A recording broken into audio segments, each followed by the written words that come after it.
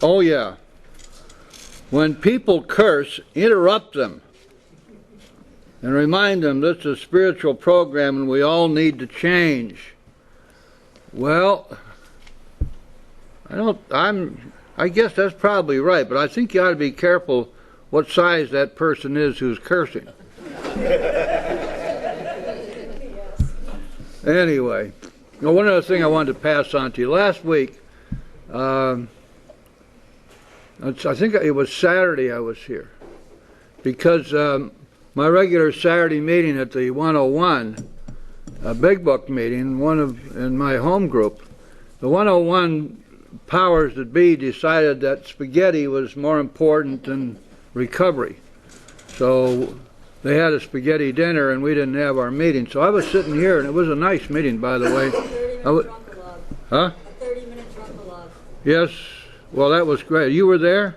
How much did the spaghetti cost? I don't know, but I left the 30-minute drunk-a-log. Oh, okay.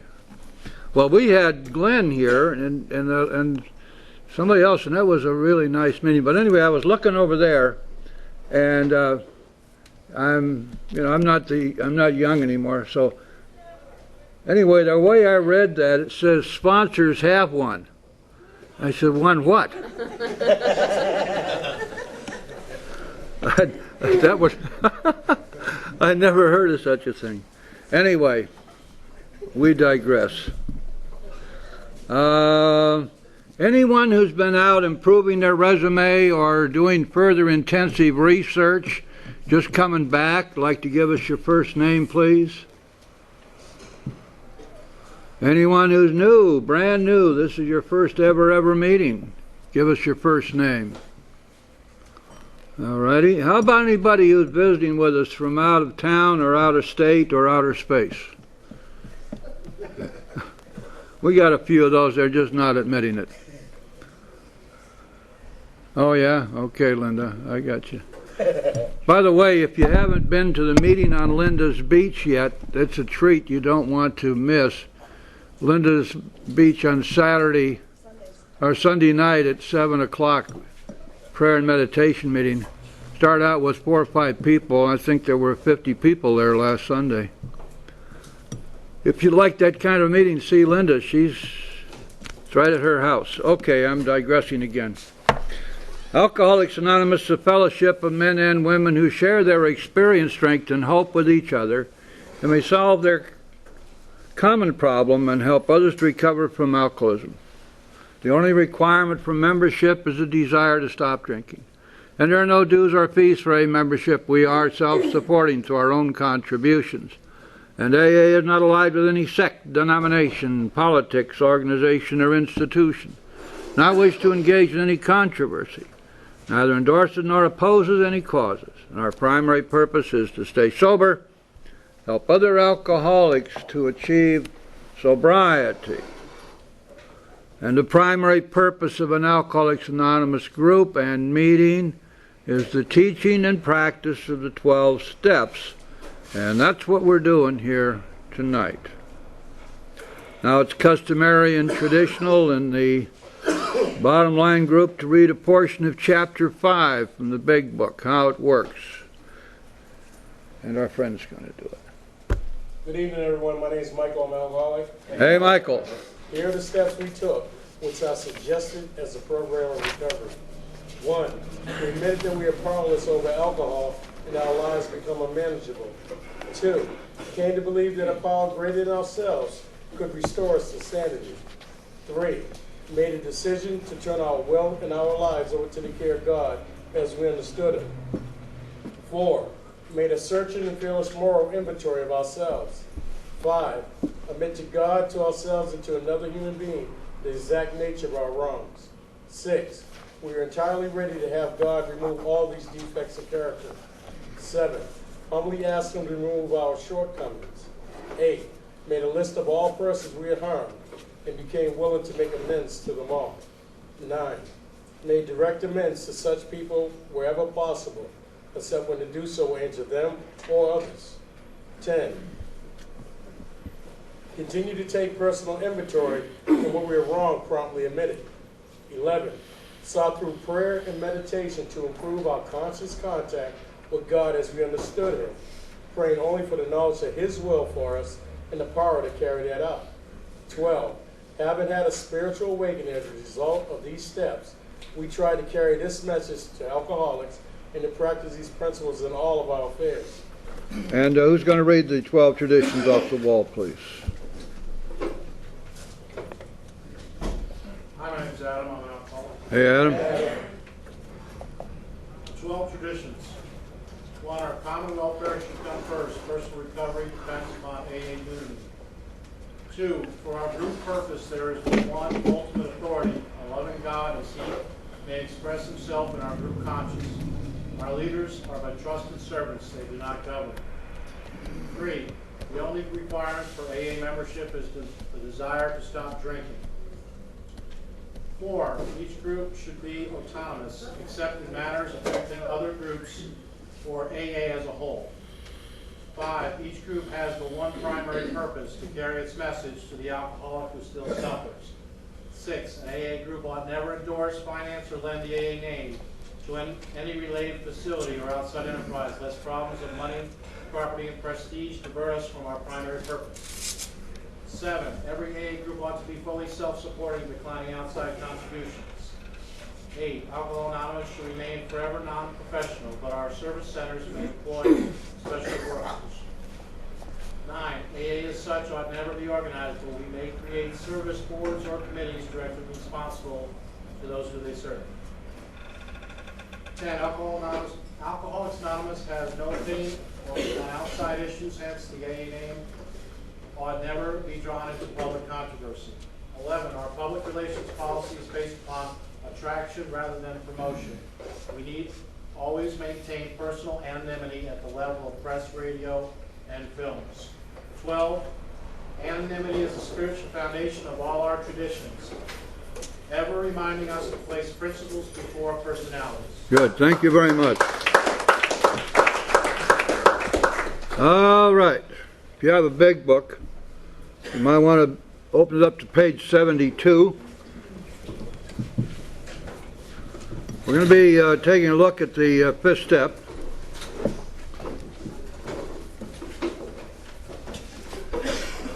I'd like to first look at the antecedents of the fifth step. This goes way, way back into antiquity. We find in all religious writings and all ecclesiastical writings and much of philosophical writings, we find the same principle being stated.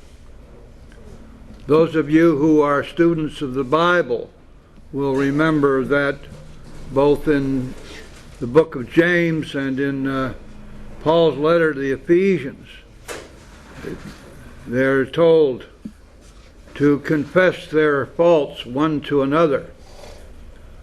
So this whole idea of articulating and confessing or admitting our deepest faults and disturbances to another human being is not something which was dreamed up by the founders of AA or by Bill Wilson. As a matter of fact, they inherited this step, not in total, but at least the idea of this step from the Oxford group. And the Oxford group went way back. In fact, the Oxford group had in mind that they wanted to practice first century Christianity. That was their aim. And so when we look at this step, we are looking at something which is ancient, which is extraordinarily powerful, and absolutely necessary to recovery.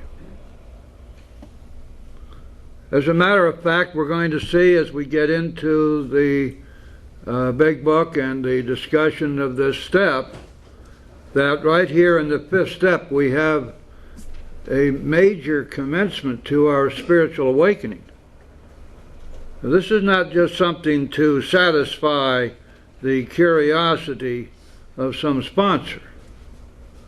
This is not something as a make-weight or a make work or something to keep us kind of hopping and on edge. This is totally different. This is real. There are things that come out of a fifth step that are irreplaceable and we don't achieve in any other way. I don't think it's possible to emphasize enough just how critically important this step really is. Now, one of the things which is confusing is that people like to have plays on words. They like to fool around with words and makes them sound very wise, and they look up stuff in dictionaries, and they have a lot of fun with this one. We are admitting to God, ourselves, another human being, the exact nature of our wrongs. So now we look up wrongs, and we'll find about 25 synonyms for the word wrong. But none of them are defect. And so they say, well, obviously then this step is not about admitting our defects, it's about admitting our wrongs. The problem is that they don't recognize that Bill Wilson used synonyms wherever he could. He almost would never use the same word twice. He always liked to find synonyms. As a matter of fact, for the word defects, he used wrongs and shortcomings. He also used other words. In fact, we just got through looking at one last week, grosser handicaps. They all mean the same thing. And of course, the proof of the pudding for that particular point is that in the first paragraph on page 72, which is the first paragraph defining and describing the fifth step, we find the word defects used twice. In other words, we are told flat out that, and let's take a look please on page 72, the middle of the first paragraph. Now these are about to be cast out. This requires action on our part, which completed will mean that we have admitted to God, to ourselves, and to another human being the exact nature of our defects. So please don't be fooled or put off by these academic discussions. Just so we are all on the same page on this, let's remember what we found out about defects. What are defects, and why must we have God's help to be free from them? Remember that the defects of character, which are listed in our 4th step, our 10th step, and our 11th step, all have the same genesis. In other words, they all derive from the same set of circumstances, which is this: you and I as human beings are born with certain natural God-given instincts, and they're good, and they're meant for us and our good, and they're meant for the good of the race. And yet when we apply overwhelming fear to these natural God-given instincts, they get warped and perverted and bloated out of shape. And they no longer work for us, they work against us. When we understand that, then we know what we're really talking about here. Not only are these defects the result of fear working on our natural instincts, but these defects are not curable by us. We don't have the power to be freed from these defects, nor do we have the power to defeat them when they arise. Now let's see why. What is the nature of a natural instinct? It is something which arises out of the lizard brain, out of the primordial ooze, operates below the level of conscious thought. Instinctual, all has the same meaning. These things operate without conscious thought on our part. And as that's so, then because we have no conscious control of them, we have no way through our own intelligence and our own willpower to defeat them. That's why the big book tells us that we're powerless over self and selfishness. We're powerless over our resentments. We're powerless over our fears. And we're powerless over our dishonesties. Because all of these are the result of fear operating on our natural instincts. So therefore, when we wish to be set free from these things which block us from God, because that's the only way we're going to recover, the big book gives us a very specific formula to follow. First it says, find out what these things are. And you do that by taking inventory. And once you have found out what they are and how they manifest themselves in your life, and you find out that these defects have ruined your life, have caused your failures, have destroyed not only you, but your relationships and just about everybody around you, and you further come to understand that you have no power to be free of them yourself, and when you admit them in the fifth step, which is the requirement here, this is an absolute need, a must, that they be articulated and set out. We've got to first write about them, but now we have to talk about them, because this brings everything bubbling up to the fore. And it is also extremely cathartic, therapeutic. It allows us, as we do this, to begin a process of being set free from these things. After we've done that, then we take them to God. That's why the seventh step is where it is. Because you see, first we've done our part. We've done what we can do. We have found out what these things are.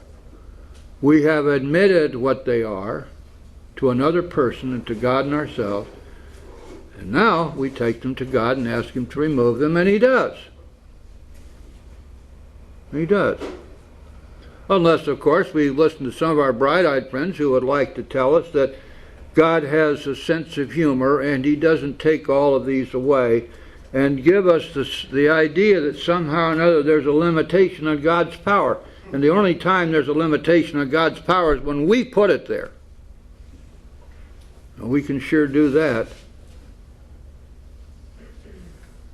So when we talk about the fifth step, we're talking about the admission of defects of character as a part of the overall spiritual remedy to be set free from these defects which block us from God. First we find out what they are, then we admit what they are, then we take them to God and He removes them. And in the process of doing all this, we found out who we hurt, who we owe amends to, and we take that forward into our eighth and ninth step. We make amends. And by doing all of this, we're set free. That's the only way that I've ever seen where that kind of freedom can be obtained. There are all kinds of human solutions that pretend to do it, but none of them work as far as I know.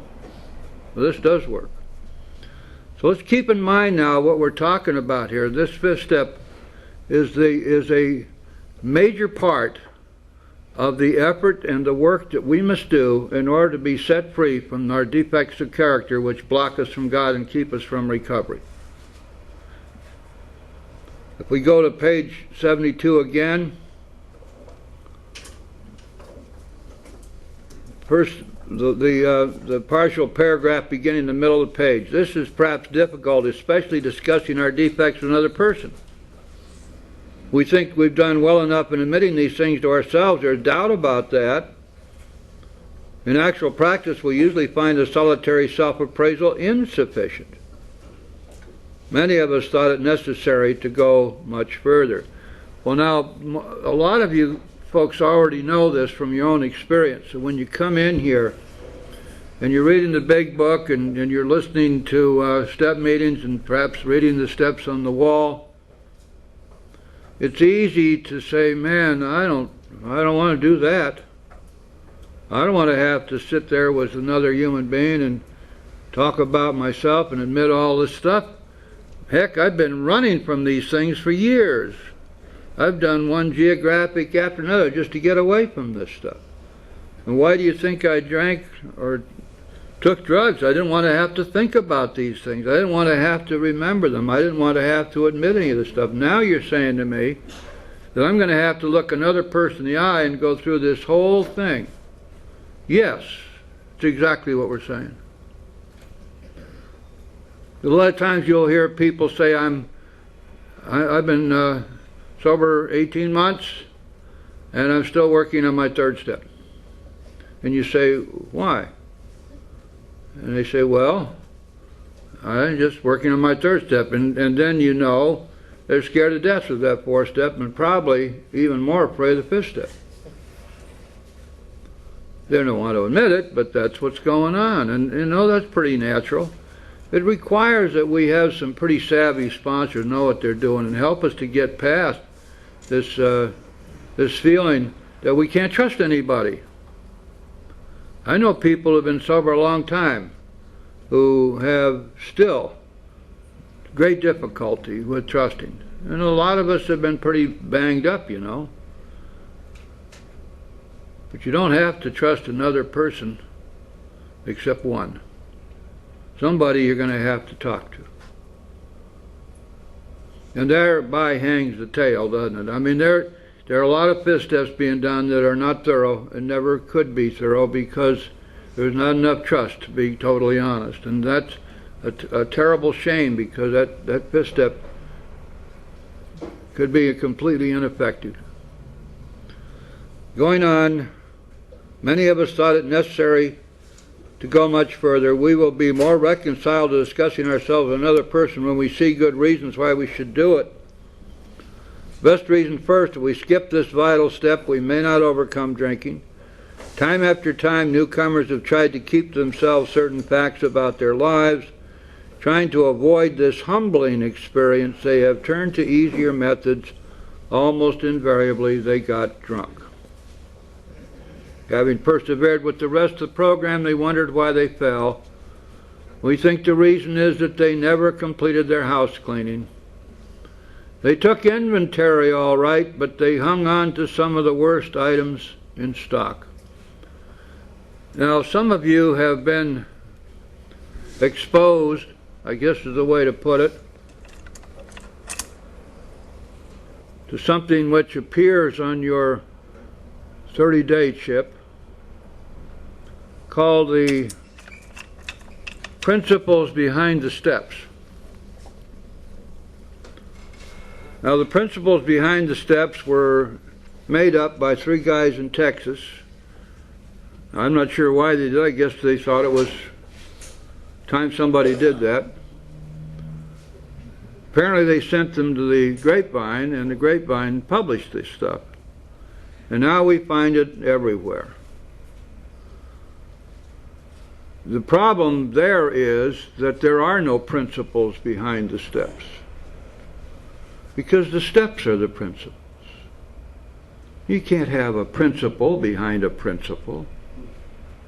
Principle as far as you go. The steps are the principles are the steps. Now, they tried to identify things, and in some respects you can see where their thinking took them. However, I'll give you just two examples that you can check for yourself, because we're going to do that right now as we read the rest of this paragraph. I believe you will find that the principle behind the first step is supposed to be honesty. And the principle behind the seventh step is supposed to be humility. Well, now let's see where honesty and humility really come from. Page 73. They took inventory all right, but hung on to some of the worst items in stock. They only thought they had lost their egoism and fear. They only thought they had humbled themselves. But they had not learned enough of humility, fearlessness, and honesty in the sense we find it necessary until they told someone else all their life story. Now, this gives you a clue as to what these two things are, this honesty and this humility. These are wonderful traits of character. They are wonderful ways of being.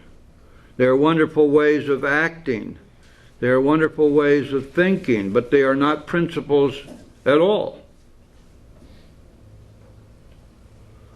What they are is these great and wonderful traits which we learn and which come to us as a part of God's grace when we do our fifth step. Humility and honesty to the extent we find necessary, which means to the extent we find necessary to complete our program and to work our 12 steps. These we get when we tell someone else all our life story, you see. So it is the fifth step which is the repository of these wonderful traits of character, these wonderful things, and they are great. As a matter of fact, humility has such a powerful pull all through the fellowship and all through our steps and our traditions. Bill was quite conscious of that. In fact, he wrote an article for the Grapevine, which is reproduced in Language of the Heart, called Humility for Today. 7 pages that he wrote about humility and how critically important it was for us to be shed of all of our ego and our pride and to deal with life on the basis of humility and self-sacrifice and service. And in those 7 pages, he never once mentioned the 7th step. Even though if you read the 12 and 12, which the article there was basically written by Father Ed, you'll find that humility is made the bottom line of the 7th step in the 12 and 12. Unfortunately. And some of this stuff, you know, we can get way off base. So why I try to point out to you is as we go into the big book, we find the truth. We find how it really is, and perhaps that will allow us to disregard some of the things which are bandied about as if they were absolute truth. They're not. We had not learned enough of humility, fearlessness, and honesty in the sense we find it necessary until told someone else all their life story. Now, you notice that the word fearlessness is here too. And why is that? Because in our 5th step, another wonderful thing happens. Absolutely smashingly wonderful. Our fears fall from us. Our fears fall from us. The fears that have been killing us. Fear, our only enemy. Fear that has warped and perverted our entire lives. Our fears fall from us. Why would anybody want to shirk doing this step if they know what's coming? And then the big book goes on to talk about how you and I, in our cups, were unlovely people, of course, as we all know, but that we led a double life. That we were actors and actresses, that we put on a show so that we could get people to see us as we wanted them to see us, as we wanted them to believe us. We wanted to enjoy a certain reputation. But the big book says in our heart we knew we didn't deserve it. So it was the epitome of hypocrisy, wasn't it? And yet there we were doing this time after time. If we were barflies night after night in every bar we went into. We dressed the part, we spoke the part, we could be the philosopher type or the politician type or the successful business person type or the professional lady type or the demure belle of the ball type or the homecoming queen. There was some kind of an image, an act that we put on, and we got pretty good at it, some of us. We knew we didn't deserve it. And you know, the funny part about it is that not only were we sitting there lying to everybody who would listen to us, they were all lying to us. You know, it was all great camaraderie, you know. You didn't dare go out and tell anybody what was the truth about somebody you met in the bar because you never know whether it's the truth or not. This inconsistency is made worse by the things we do on our sprees, it says. And then we come to and we are horrified, especially about stuff that we can barely remember, and the nightmares. And then we get worrying because we think maybe somebody saw us or recognized us or saw what we did. And we shove that back down inside ourselves and we get drunk again. He is under constant fear and tension. That makes for more drinking. Bill had some pretty good experiences with people in the medical professions, in the psychology business. And also, he was being very, very careful when he wrote this book not to put these people off, because he recognized that they were a rich source of new alcoholics to bring into our fold. That these were people who could, if they wished, could do a lot of referrals. And so he was real careful not to ruffle their feathers. And he's talking here about psychologists are inclined to agree with us. We've spent thousands of dollars for examinations. We know but few instances where we have given these doctors a fair break. We've seldom told them the whole truth, nor have we followed their advice. Unwilling to be honest with these sympathetic men, we were honest with no one else. Small wonder many in the medical profession have a low opinion of alcoholics and their chance of recovery. We need to know, well, we don't need to, but it's kind of interesting to know the truth of all this. Keep in mind that Dr. Silkworth, in his hospital filled with psychologists and psychiatrists and medical guys, had 3 shots at Bill Wilson. He had 2 shots at him before he met Evie, and came in for the 3rd time. And what did they tell Bill when he was leaving for the 2nd time? They said, there isn't a thing in the world we can do for you. You're a chronic alcoholic, and we don't have any way to help you. You're going to have a complete psychic change. There's going to have to be something in the nature of a spiritual experience or a spiritual awakening for you to recover, and we can't give you that. You're going to die within a year or go crazy if you don't stop drinking, but the bad news is you can't stop, and we can't help you stop. Well, that was Bill's experience, his real experience. Not only that, but the same experiences were had by just about everybody who was in that original group. They all knew that there was no human solution.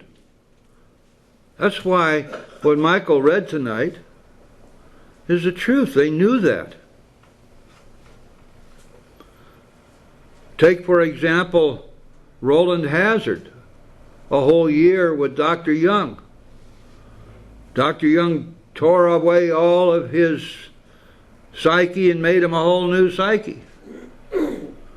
He learned everything about himself and why he drank. He learned all about his feelings and where they came from. He learned all that stuff, and that didn't help. He couldn't stop. Dr. Young had to finally admit to him, Roland, I can't help you. You're a chronic alcoholic. You are an alcoholic of the incurable kind, and I can't help you. So this is a sop to the people, the psychologists who may, if we're really nice to them, may give us some really good referrals. Got to be brave, you know, to take somebody on as a sponsee who just spent the last 4 years with a psychologist. There's all kinds of weird stuff that we're going to have to get past, or at least let's say put aside. Because, you see, what we have here, guys, is so simple. It's so simple. It doesn't have any scientific stuff. It doesn't even have much in the way of what one might call sense. I mean, it's not necessarily rational at all. And yet it works. Now, because it works and because it is so simple, it is anathema to those who have spent their lives being trained professionally to help people like us, because they cannot act upon that same simple level. They do not have a spiritual remedy. There are a few, of course, who do, but not very many of them. And so we're really out here in another dimension, because our program has nothing to do with all the human remedies that have been put together that are supposed to be there to help people like us. And over and over and over and over again, it's proven that they don't work. Oh, it can be helpful for somebody who's just nervous and maybe drinks a little too much when they're nervous, or there are a lot of different things where these folks can have a significant impact, I'm sure. But alcoholism is not a disease amenable to psychological tampering. It just isn't. Because it's a spiritual disease. We are spiritually bankrupt. And it is only when the spiritual malady is overcome that we do then straighten out mentally and physically. And mentally, just to the amazement of the people who never thought we would. And so we here are so blessed, because we don't have to know a whole bunch of stuff. We have a few simple directions to follow. That's why the big book calls our program the Simple Kit of Spiritual Tools. And Bill says simple but not easy. A price has to be paid. He said it means destruction of the ego and the pride and the willpower. That has to be destroyed. He says, in other words, he says, we must turn in all things to the Father of light who presides over us all. And that's the message. When we can boil it all down, we go from a place of rebellion and defiance and denial to a place of surrender and obedience. And when we do that, everything changes. And you cannot quantify it because it doesn't lend itself to any kind of analysis on a rational plane. But so what? Look at the record. Millions have recovered. Millions. Following the directions contained in this book. And so when we read this about the psychologist, we should say to ourselves, okay, good. Send us the ones that you've given up on, because we have a program that will work for them. We have the solution here in our rooms. We must be entirely honest with somebody if we expect to live long or happily in this world. We must be entirely honest with somebody if we expect to live long or happily in this world. I don't know how more strongly you can put that, do you? Now, being entirely honest with somebody is something which none of us want to do, but we find we're going to need to do it. And then it goes right on to say this, rightly and naturally we think well before we choose the person or persons with whom to take this intimate and confidential step. And that's a serious problem. It may not be for any individual here tonight. You may, if you haven't done this yet, you may have a wonderful sponsor that you trust implicitly and knows exactly what he or she is doing, and you're very happy to do your fifth step with your sponsor. And that's great. That's great. And so many people really don't have that advantage. So we must think well before we choose the person or persons. Now remember what was happening at the time that this was written in 1939, 1940. There were no sponsors as we know them now. Sponsorship really wasn't any kind of an established institution in the fellowship till 1947. The first mention in the literature of sponsorship was in 1947, and in those days the group picked the sponsor and gave the sponsor to the new person. And the idea there was that the sponsor would help them in their first few days, few weeks, or few months of recovery, helping them get oriented and find their way around. The sponsorship as an institution has grown from then to a point now where it is almost a subcult of AA. What's up with what? Why is that? I can tell you what I think. Ego. You see, the problem with sponsorship is that it is a golden opportunity to control another person. It's a golden opportunity to feed one's own ego, to be able to claim success where success does not belong to one but belongs to God, to put notches in one's belt, to practice what some people these days are calling tough love, which is in fact an oxymoron. There's no such thing. You're either being tough or you're being loving. It's weird, isn't it? But you see, it's the same old story. If you take people and give them power, they want more. Power corrupts, and absolute power corrupts absolutely. If we institute a philosophy of sponsorship which spells out that the sponsor is always right, and is able to control in every aspect of the sponsee's life, many people stay sober on the ego of sponsorship many years past their time when they ought to have been drunk long ago. One of the things that happens, and Kathy knows this as well as I do with all her experience, this leads to forming a dependency. The sponsors who operate on this plane make their sponsees dependent upon them. That's a big part of the ego trip. Directly contrary to what the big book says, isn't it? We are never to be dependent upon other humans, only upon God. And the thing that is always so disturbing about this is that dependency on other humans is one of the biggest problems most newcomers have when they walk in the door. And so we're going to switch that dependency from boyfriend, girlfriend, job, parents, whoever, to a sponsor. Call me every day or I'll fire you.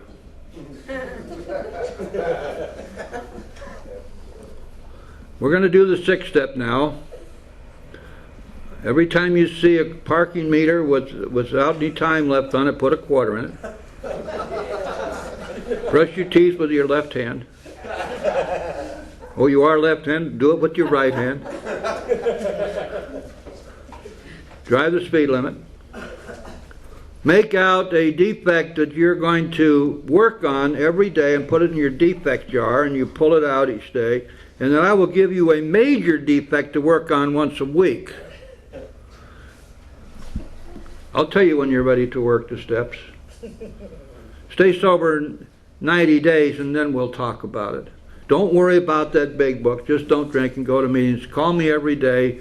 And you have to meet me for breakfast on Saturdays at 7 o'clock in the morning.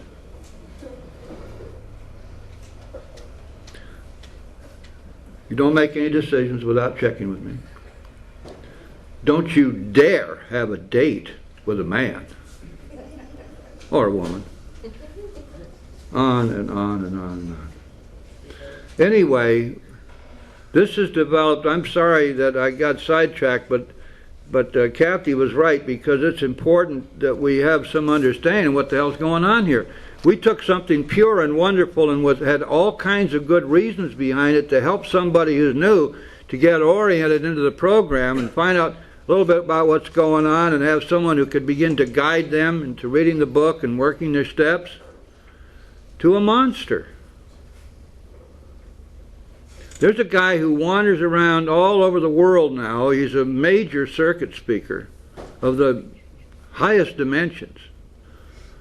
And he was in my home group out in California.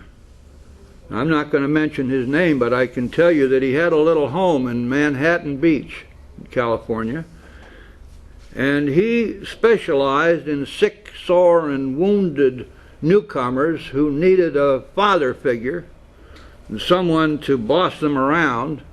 And so on weekends he had the whole gang of them down to his house, cleaning his house, washing his car, mowing his lawn.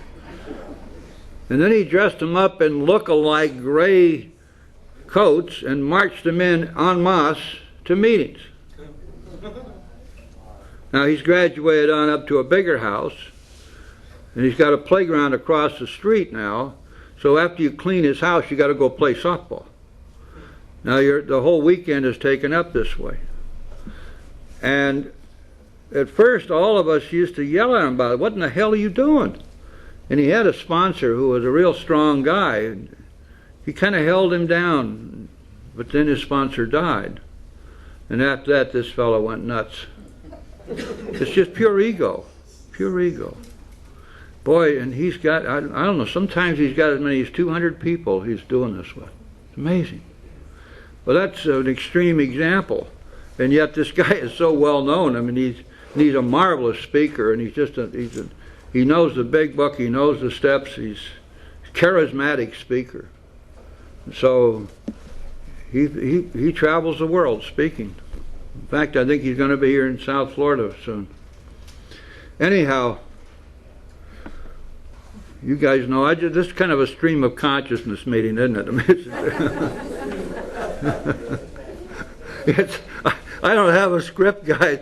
You know, it's just whatever pops into my head I'm going to say. But I wanted to make sure we understand now that when the big book was written, there were no sponsors as such.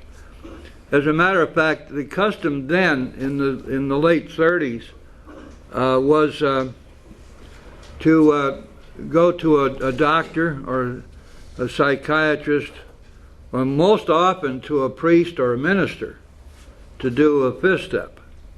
And except for those who Dr. Bob worked with. Now, Dr. Bob didn't let him fool around. He'd have them up in his office, and they'd be there 2 or 3 hours, and all of a sudden they were doing a fifth step, didn't even know it. But because this is the kind of guy he was, that's why he was able to work with over 5,000 alcoholics. He was the champion 12-stepper of all time. But when it came time to write the book, the basic experience with all of them was that the fifth step was something they did not with another member necessarily. Certainly there were no sponsors, but maybe their spiritual advisor, who may or may not have been a member. Quite often the spiritual advisor that they talk about was not a member. So many of them had that, and of course there were a lot of Catholics, and they'd go see the Monsignor, and that's okay too. The problem with going to clergy to do a fifth step is that, generally speaking, they don't understand what we're doing.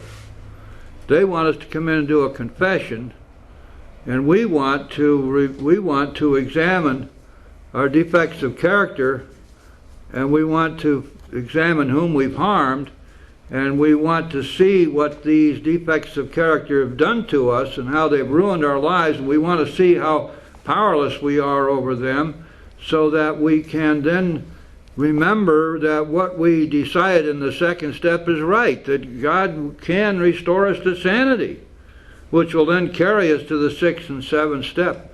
Now this is the antithesis of confession, because the fifth step is not a religious step. But in the hands of religious professionals, oftentimes it becomes that. And I've always had a practice with people I sponsor who are going to have a clergy or any other outsider hear their fifth step, that I ask permission to write this person a letter and explain to them what our fifth step is and why we do it and what needs to come out of it.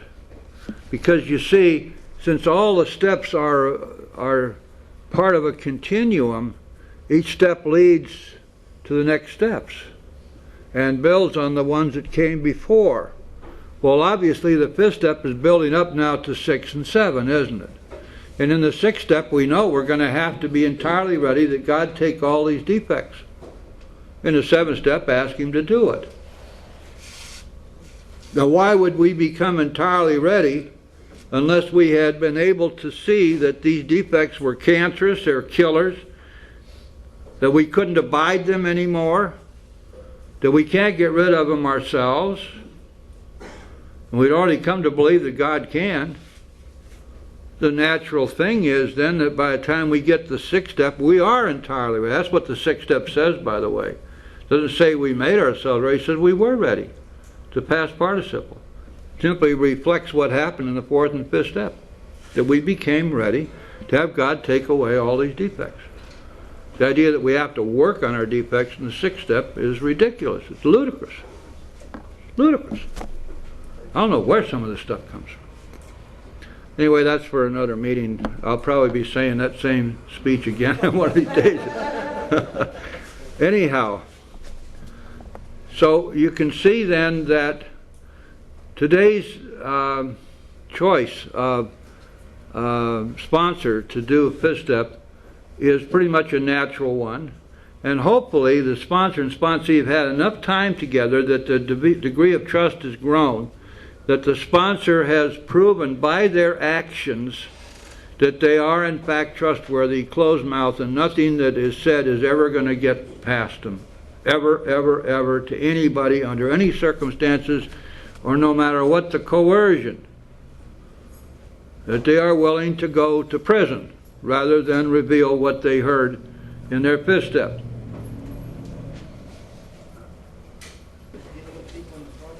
Oh yeah, there's some priests that are vets in this, yeah? Oh, absolutely. Sure. And it'd be a good idea to find one. Because they know what they're doing, they know what we're looking for, and they can be maximum help. Huh? No, I don't do that. And I wasn't, look, I wasn't there. And all I have is in effect hearsay. But I do know that there's a Monsignor in Miami who does a lot of fifth steps. And I've heard from another priest who's in the program that he's pretty good. But there are a couple of priests in the program. Why not grab one of them? They sure know what they're doing. Father Jimmy and Father whatever his name is. I don't know if they even do fifth steps. Maybe they duck out on them. I don't know. But it's still important that whoever hears the fifth steps understands what we're getting at here. What has to come out of the fifth step for it to be effective. Because we got to do our sixth and seventh and eighth and ninth steps right afterwards. And all of these things tie together, and they need to be tied together in the fifth step. See what I mean?